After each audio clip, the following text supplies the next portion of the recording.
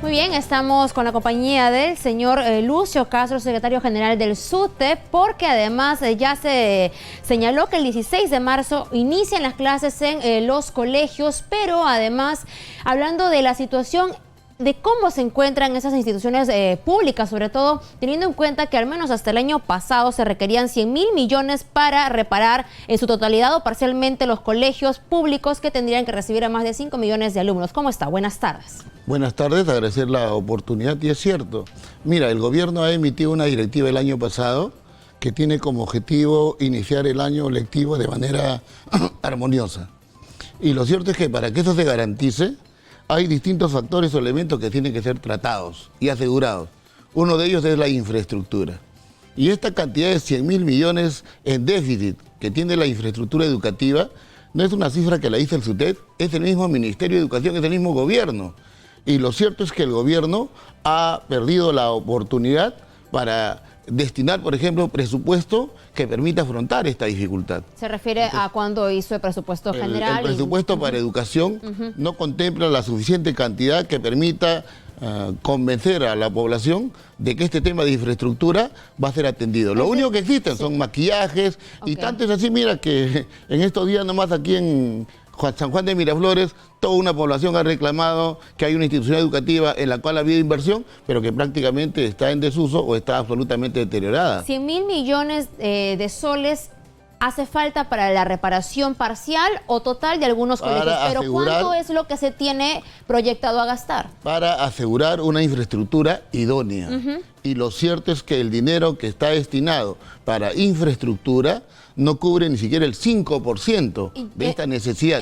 Y esto significa... ¿Qué se hace? ¿Se pinta nada más? Así es. Por eso decía que lo único que se está garantizando es maquillajes, refacciones elementales, pero no aseguramiento de una infraestructura idónea que garantice la seguridad tanto de los alumnos como de los profesores.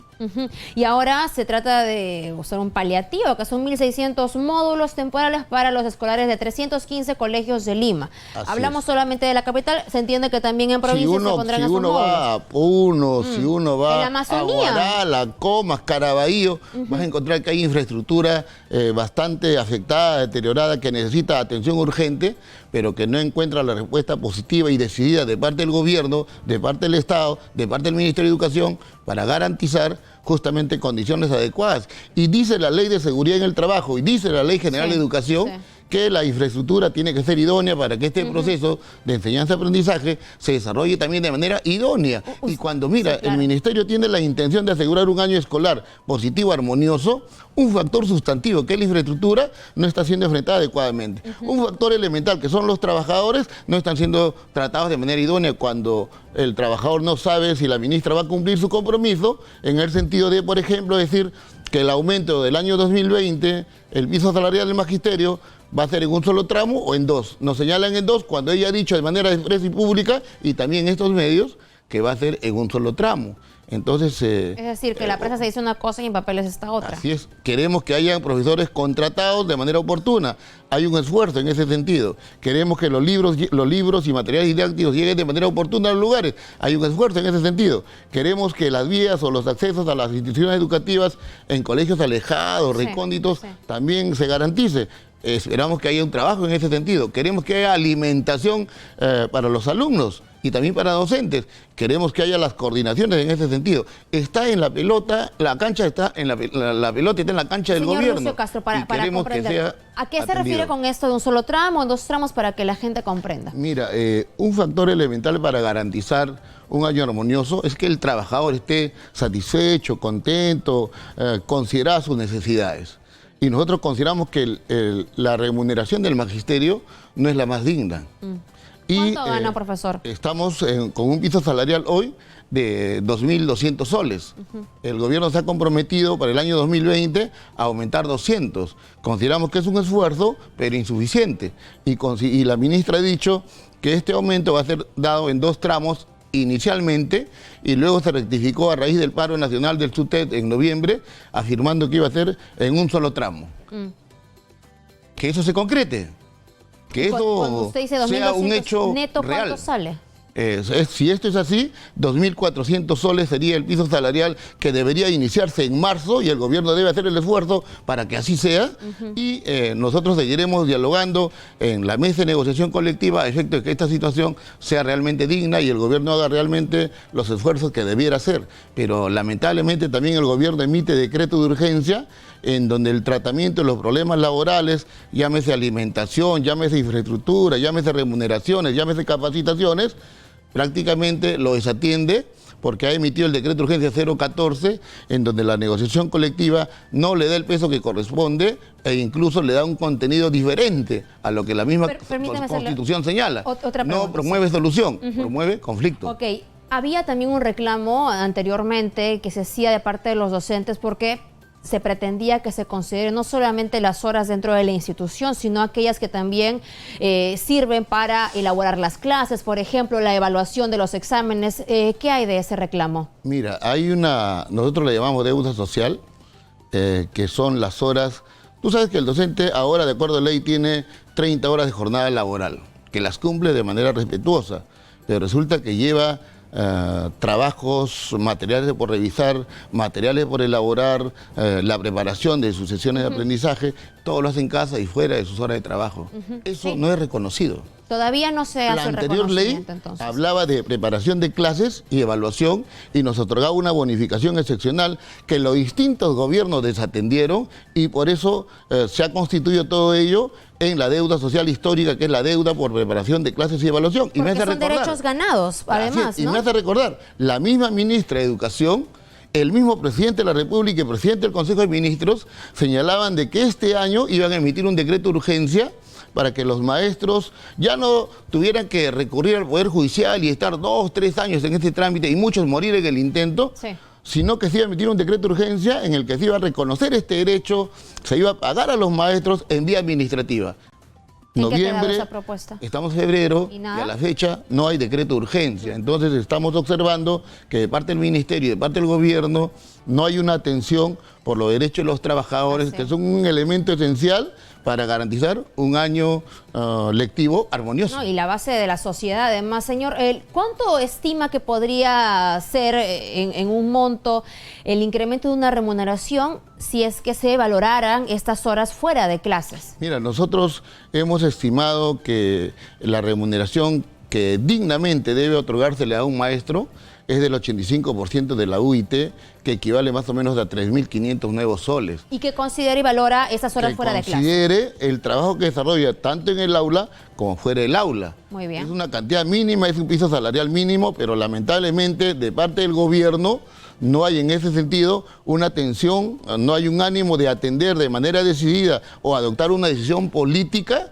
que signifique atender de manera frontal los distintos problemas que en educación existen, incluido la situación de los trabajadores. ¿Han reiterado ustedes que se concrete este ofrecimiento que se les hizo en noviembre?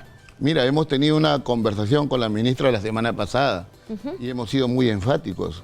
Estamos de acuerdo con el inicio del año escolar armonioso, de tal manera que nuestros alumnos no se perjudiquen. Claro. Pero la atención de los elementos que intervienen para garantizar un año lectivo armonioso son responsabilidad del gobierno.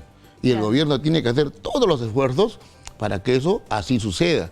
Entre ellos, como te digo, capacitación para docentes, alimentación para alumnos, la posibilidad de que accedan a su institución educativa con facilidades, el tema de la infraestructura, el tema de la remuneración de los trabajadores. Entonces, si todos estos elementos son atendidos, el objetivo se concretará. Si no son atendidos y siguen siendo postergados, definitivamente se van a generar conflictos y situaciones que los docentes no queremos, pero que definitivamente a los docentes les tiene que generar una reacción. Usted mencionaba además la precariedad de algunas instituciones que se encuentran aquí en la ciudad de Lima, pero la precariedad de la infraestructura se sufre mucho más en la Amazonía del país, donde incluso los alumnos estudian encima de tablas, sin techo, los docentes tienen que trabajar en esas condiciones. ¿De qué carece el Estado para que pueda de una vez operar y dar auxilio y cumplir las necesidades? Es una tautología, una verdad incuestionable. El Estado, el gobierno, no afronta de manera decidida, no tiene una decisión política para enfrentar estos temas. ¿Quién ha aprobado el presupuesto general de la República para el año 2020? El Poder Ejecutivo, porque ya no había Congreso. Ha tenido la gran oportunidad de destinar la cantidad de dinero suficiente para garantizar equidad y calidad. ¿Y cómo entender por qué no hacerlo? Yo planteo una pregunta al Ministerio de Educación y al mismo gobierno. Si ellos tienen el estimado de cuánto dinero se necesita para garantizar una educación de calidad estatal. Yo te garantizo que el Estado en toda esta historia republicana no ha sabido formular, no ha sabido diseñar una cantidad de dinero que se necesite para establecer una educación de calidad estatal. No hay. Y eso es una gran irresponsabilidad del Estado.